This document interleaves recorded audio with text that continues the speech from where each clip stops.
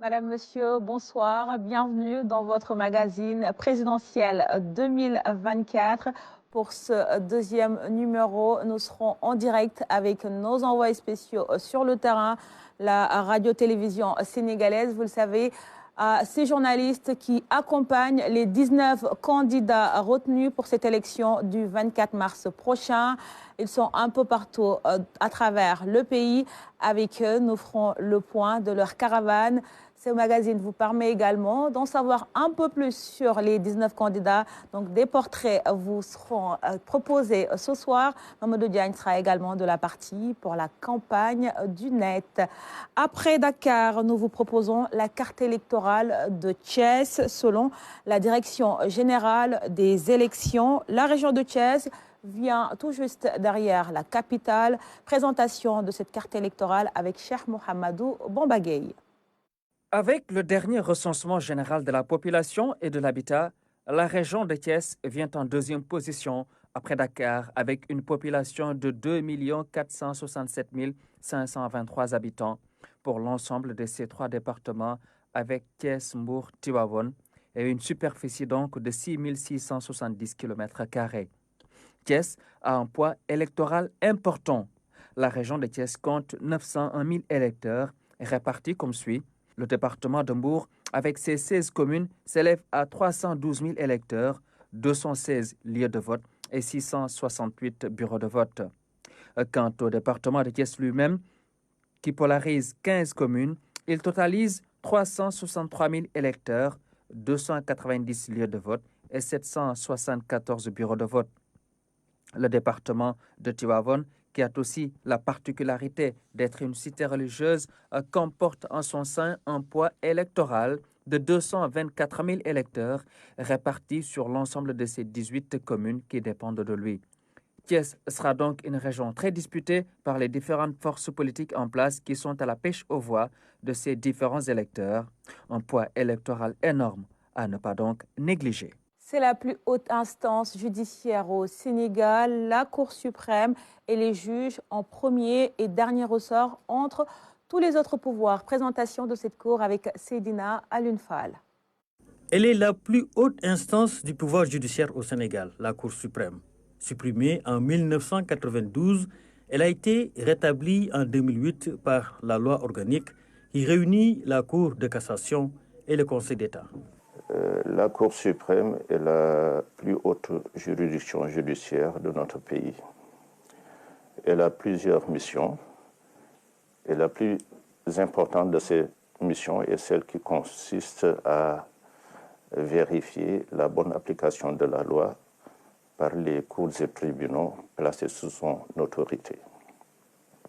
Elle fait ce travail par le biais de l'exercice de cette voie de recours qu'on appelle le pourvoi en cassation.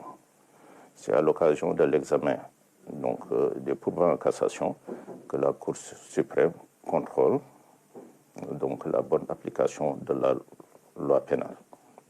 Si elle estime que la loi n'a pas été bien appliquée, elle prononce ce qu'on appelle une cassation et qui consiste à annuler la décision et à renvoyer le jugement de l'affaire devant un autre tribunal ou une recours d'appel.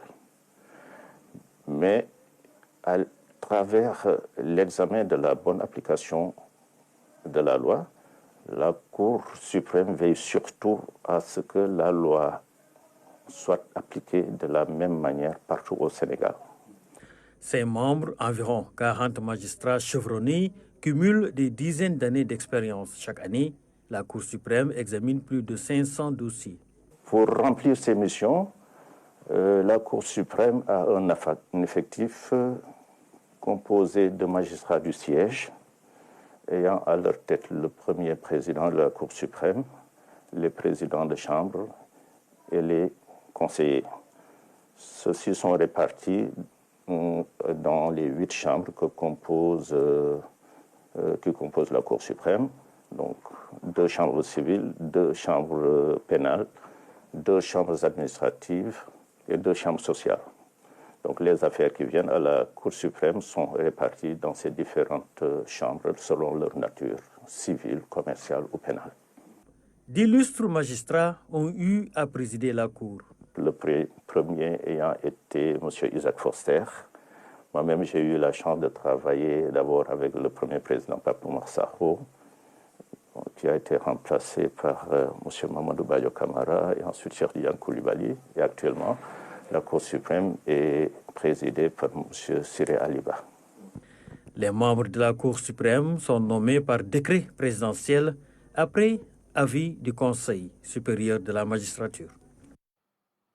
19 candidats, vous le savez, sont en lice pour la présidentielle du 24 mars prochain. Parmi eux figure Idrissa Seck, le natif de Thiès, vous le savez, est entré très tôt en politique, acteur majeur de l'alternance. En 2000, il était à l'époque directeur de campagne du président Abdoulaye Wade. Son portrait avec Cheikh Mohamedou Bamba Gueye.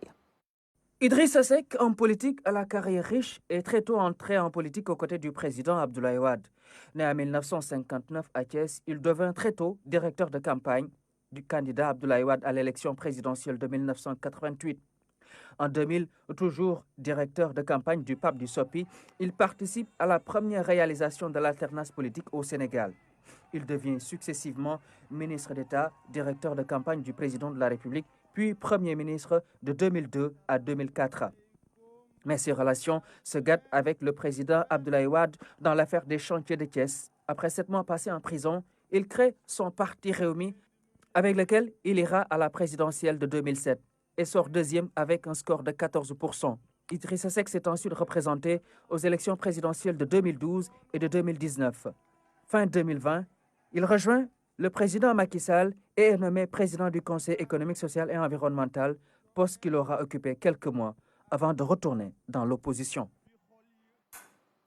Idrissa Seck qui est en compagnie de Migui Maram Ndiaye, notre envoyé spécial à Thiès, qui suit la caravane du candidat Idrissa Seck. Migui Maram, bonsoir. Oui, bonsoir Mariama. Alors bonsoir Migui, vous êtes actuellement où avec le candidat Idrissa Seck? Nous sommes à Thiès depuis ce matin, mais avant notre arrivée ici dans la capitale du rail, le candidat de la coalition IDI 2024 a eu 2 rencontres. La première, qui marquait le début de sa campagne, a eu lieu au quai de Ouakam, situé au niveau de la mosquée de la Divinité, un lieu où Idrissa Seck est bien connu parce que tout simplement, tous les matins, il se lève de bonne heure pour s'y rendre pour les besoins de ses activités sportives. Une rencontre, Mariama, à l'issue de laquelle il a signé le mémorandum de la coalition qui regroupe tous les acteurs de la mer. Les accords signés par l'État du Sénégal avec l'Union européenne, les retombées après l'exploitation du pétrole sont entre autres les points contenus dans le document. L'autre rencontre a eu lieu hier, cette fois-ci avec le mouvement M6, le mouvement du secteur informel qui regroupe plusieurs associations composées de commerçants, d'ouvriers.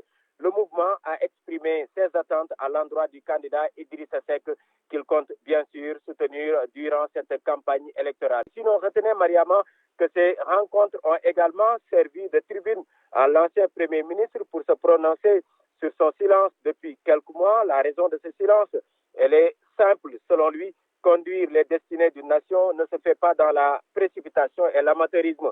Il fallait donc se concentrer sur son programme pour apporter les solutions auxquelles les Sénégalais font face. Il attendait également la décision du Conseil constitutionnel pour se prononcer sur l'actualité après les décisions prises par l'exécutif et les parlementaires, ce qui est maintenant fait. Ici à Thiès, où nous allons passer 72 heures, il a débuté donc ses visites de proximité.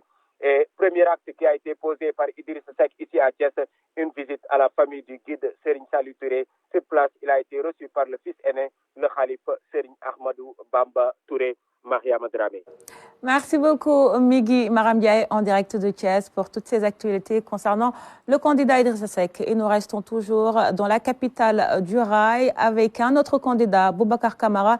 Lui, il est avec Ali Ndiaye Diouf. Ali, bonsoir.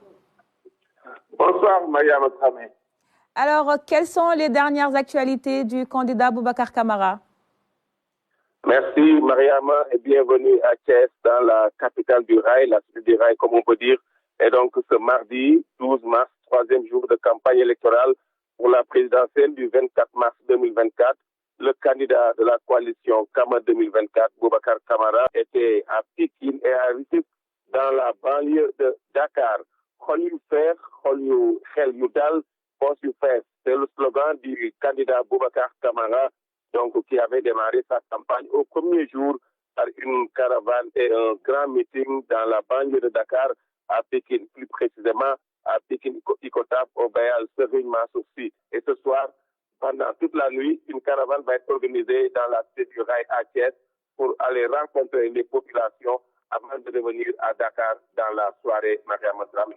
Merci beaucoup Ali Ndiaye Diouf et toutes les équipes de la RTS déployées sur ce terrain. Nous étions en direct de Thiès. Je vous propose maintenant de découvrir un autre candidat pour cette présidentielle 2024, leader de la formation politique Grand Parti.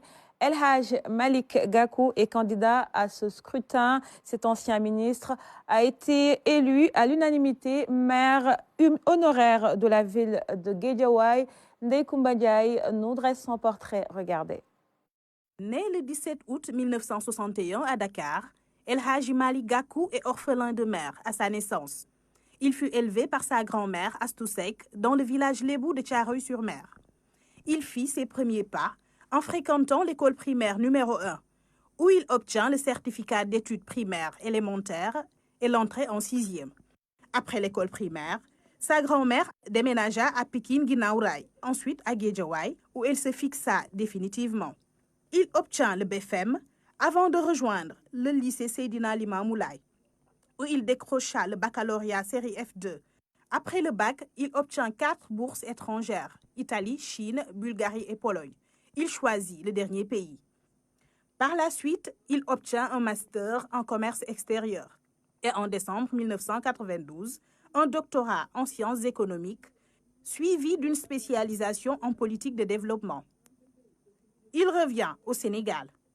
El Hadj Malick Gakou est un socialiste confirmé qui a grandi au Parti socialiste aux côtés de feu Ousmane Tanor Dieng, Moustapha Niasse, feu Djibo Leyti Ka, entre autres. En 1999, il rejoint Moustapha Niasse et intègre l'Alliance des forces de progrès, où il devient numéro 2 en succédant à Madiayna Diouf. Suite à des divergences avec la direction de l'AFP, il fut exclu et créa le 17 août 2015 le Grand Parti. Candidat à l'élection présidentielle du 25 février 2024, El Hadj Malick Gakou a l'ambition de devenir le 5e président de la République du Sénégal.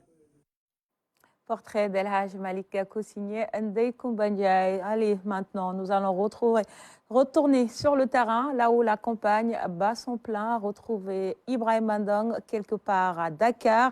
Bonsoir Ibrahima, vous êtes avec le candidat Mahammed Boun Abdallah Dionne.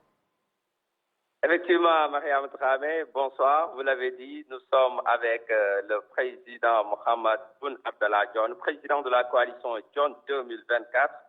Et en ce 3e jour de campagne, 2 activités étaient au menu. D'abord, la visite effectuée au siège de la coalition nationale pour une pêche durable, où il a signé la charte pour une pêche durable avec un total de 13 recommandations proposées au président Mohamed Boun Abdallah Dionne.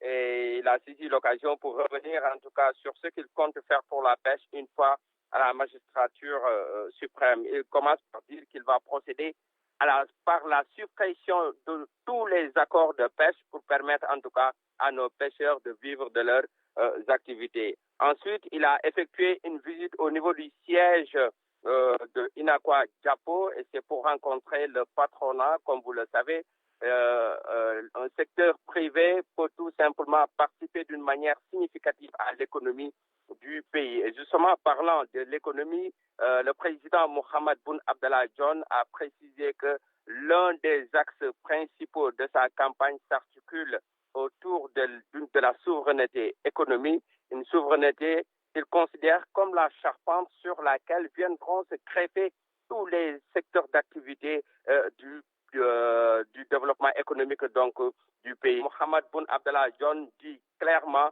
qu'il compte tout simplement faire un mandat unique pour apporter sa pierre à l'édifice et aussi faire tout pour que le Sénégal puisse tirer en tout cas profit du gaz et du pétrole. Comme vous le savez, le Sénégal fait désormais partie du cercle restreint des pays producteurs du pétrole et du gaz. Et c'est pour cela que le président de la coalition John 2024 précise qu'il faut un président d'expérience pour pouvoir vraiment diriger le Sénégal de la plus belle des manières et permettre à ce que les Sénégalais puissent tirer profit de ce qu'on va tirer en tout cas de cette exploitation.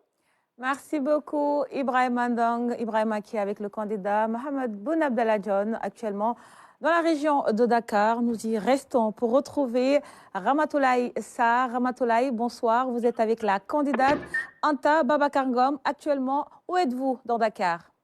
Bonsoir Mariama. Effectivement, nous sommes avec la candidate de l'alternative pour la relève citoyenne, Anta Babacar Ngom, qui va tout à l'heure faire une déclaration. Donc, ce sera au niveau de son quartier général aux Almadies.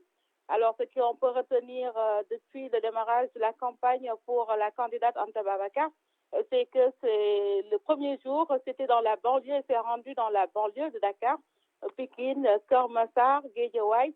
Hier lundi, elle a fait cap sur Grand Yoff, dans certaines rues, et le marché, où elle a d'ailleurs tenu sa déclaration de campagne, invitant les Sénégalais à voter massivement pour elle afin de matérialiser la rupture sans prôner. Anta Babacar Ngom dit une fois élue qu'elle va beaucoup s'investir dans le secteur économique et en tant que chef d'entreprise, elle connaît déjà les voies pour trouver des emplois aux jeunes et également aux femmes. Justement, elle invite ces dernières à ne plus accepter d'être reléguées au second plan, de faire de cette élection la leur et assurer la victoire à l'alternative pour la relève citoyenne au soir du 24 mars 2024. Mariama. Merci beaucoup Ramatoulaye Sarr pour toutes ces précisions concernant la candidate Anta Babacar Ngom. Nous quittons Dakar, direction Kaffrine. Retrouvez Saliou Seck. Saliou est avec le candidat Mamadou Lamine Diallo. Bonsoir Saliou. Où actuellement êtes-vous dans le Ndoukoumane? Bonsoir Mariama. Oui, actuellement nous sommes dans la région de Kaffrine, dans le Ndoukoumane, actuellement, avec le candidat de la coalition MLD Teki 2024, Mariama Dramé. Donc, on va revenir sur la journée d'aujourd'hui. Aujourd'hui, la coalition MLD Teki 2024 a fait des visites de courtoisie dans la région, dans la commune de Kaffrine. Il s'est rendu au quartier Léonen Niassène, Kaffrine. C'est un quartier qui est ici dans la banlieue, on peut dire même dans la banlieue kaffrinoise, chez Mam Niass, petit-fils de l'Haji Abdoulaye Niass.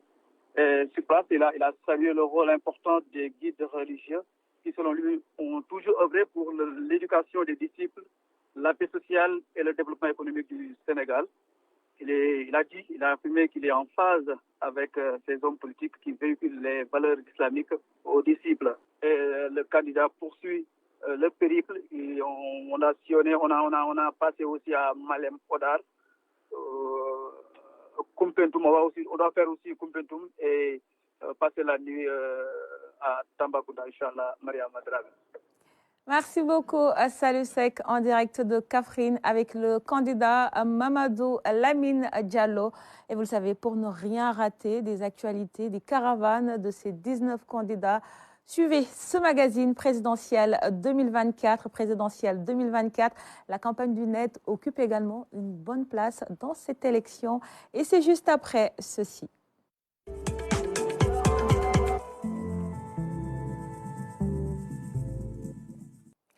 Campagne sur le net, c'est l'affaire de Mamadou Diagne. Mamadou Diagne que j'ai le plaisir d'accueillir sur ce plateau. Bonsoir Diagne. Bonsoir Mariama. Ça va en forme? Ça va en forme, hein, le ramadan. Je suis un peu comme les politiciens aujourd'hui. C'est-à-dire c'est un peu mou, on ne les sent pas trop. C'est le premier jour. C'est le premier jour. D'ici demain, après-demain, ça ira. Ouais, mais bon, on savait que cette campagne avec le ramadan, ce ne sera pas évident. Pas évident. On en saura davantage. Mais d'abord, tu vas nous parler de l'application Djangat. Effectivement, Mariam, c'est une application qui permet aux Sénégalais qui sont censés voter de pouvoir connaître davantage le programme des différents candidats, de les comparer même. Donc, je pense qu'on peut regarder l'élément qui en dit plus sur l'application. Imaginez pouvoir comparer les programmes des candidats aux élections présidentielles. En quelques clics, Diangat rend cela possible grâce à son comparateur de programmes intuitif qui met en lumière les propositions politiques de manière proposant un module d'extraction textuelle avancée, capable d'isoler les propositions des candidats sur des thématiques choisies, telles que l'économie, l'éducation, la santé ou encore l'emploi. Grâce à notre technologie de pointe, vous pouvez accéder à une analyse en profondeur des discours, obtenir une visualisation comparative des engagements des candidats et même découvrir les tendances émergentes au sein des débats publics. C'était là l'application Diangat qui permet d'en savoir un peu plus et de comparer les programmes des candidats. Effectivement, ça ne va pas arranger certains candidats. Bon, ça dépend. Si vous avez bien travaillé pour fournir au Sénégalais un programme à l'échéance, ça dépend. Il faut bien travailler pour pouvoir gouverner les Sénégalais aussi, Mamadou. Ah, c'est ça, mais c'est le défi de tout un chacun. Et je pense que les Sénégalais aujourd'hui sont assez avertis pour pouvoir analyser en profondeur ce que proposent les différents candidats. Cette initiative de Ndiaye, président de l'Institut des algorithmes du Sénégal, il y en a tant d'autres qui tendent vers ce genre de choses pour pouvoir sensibiliser les Sénégalais, connaître le programme des gens et pouvoir en dire plus à tout un chacun.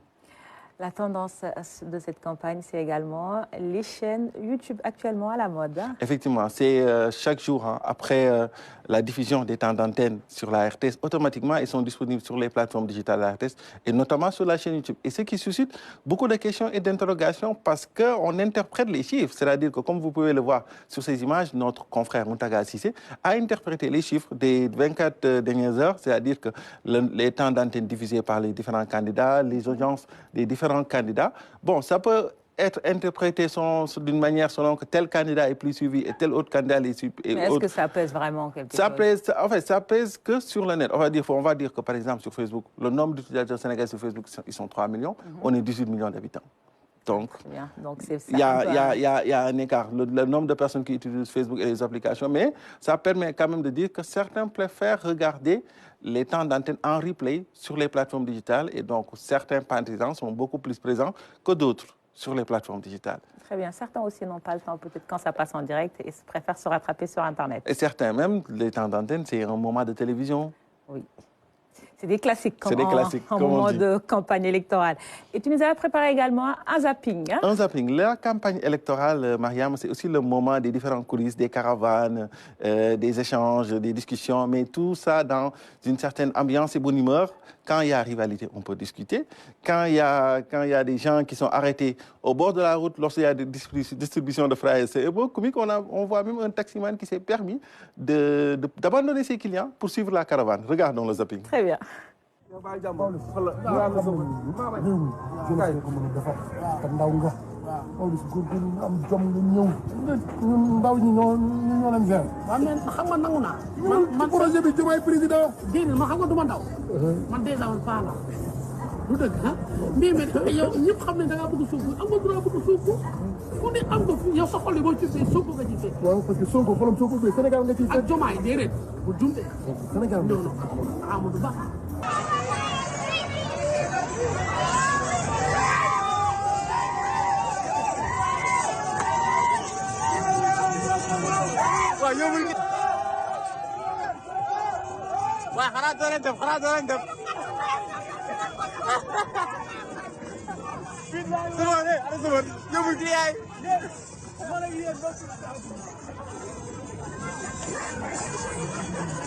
No, Veli amul.